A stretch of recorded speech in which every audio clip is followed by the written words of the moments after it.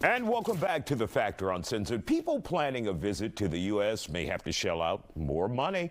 A new federal program is asking some travelers for a $15,000 bond, essentially a deposit. Now, the new policy targets visitors who overstay their visas. Travelers would have to pay the money up front.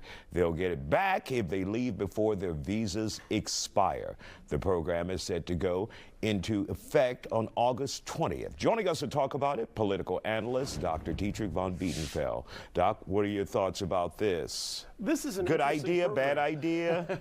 Let's start there. In principle, this is just like what we talked about last night with the food. We want more nutritious meals for our children. In practice, though, how it's being implemented is very political. This is like granting visas to South African refugees of certain demographics while not recognizing Palestinians. So in this case, what we're talking about, particularly for the first two countries, is increasing the fees. We think 15,000 US dollars, but maybe in Namibian dollars, that's nearly $500,000 of their currency.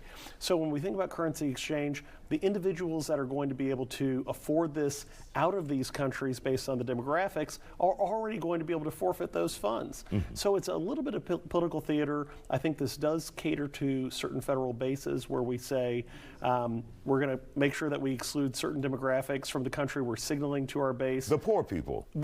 Right. In many of the countries of color. These Africans, but not South Africans of the Elon Musk variety, are going to be penalized if they overstay. But when we think about the percentages, yeah, okay, for Namibia, maybe it's 11% of that demographic that overstays. That's 388 of their visitors.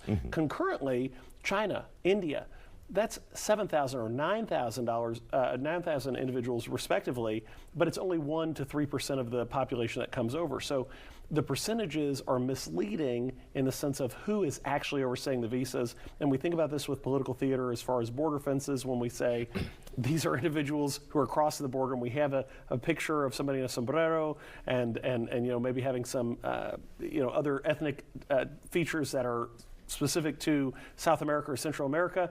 And the reality is many of the individuals who are overstaying their visas presently are individuals who flew over on F1 visas, O visas. I'm not talking about the First Lady, I'm just saying generally people who maybe are less than geniuses who are suddenly granted O visas and have now overstayed. So there's a little bit of political theater. But this would be essentially a deal for them. $15,000, first of all, if they can afford it in the beginning, and they'll let that $15,000 go to stay on American soil.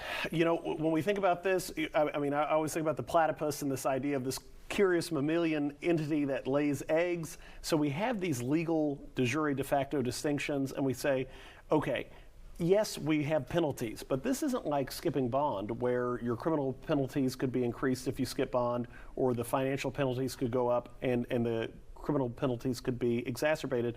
For overstaying your visa, it's just a few more dollars. And so if you're already using your citizens' money in an egregious fashion to, you know, embezzlement, exploitation, et cetera, to overstay the visa, what's an extra $100,000 of your people's money to overstay the visa? So there are parallels, but it's not a real penalty, and I don't think it's going to be a real deterrent. All right. Thank you, sir, for joining us tonight. Still ahead, a woman puts an attacker on her ass, or on his ass.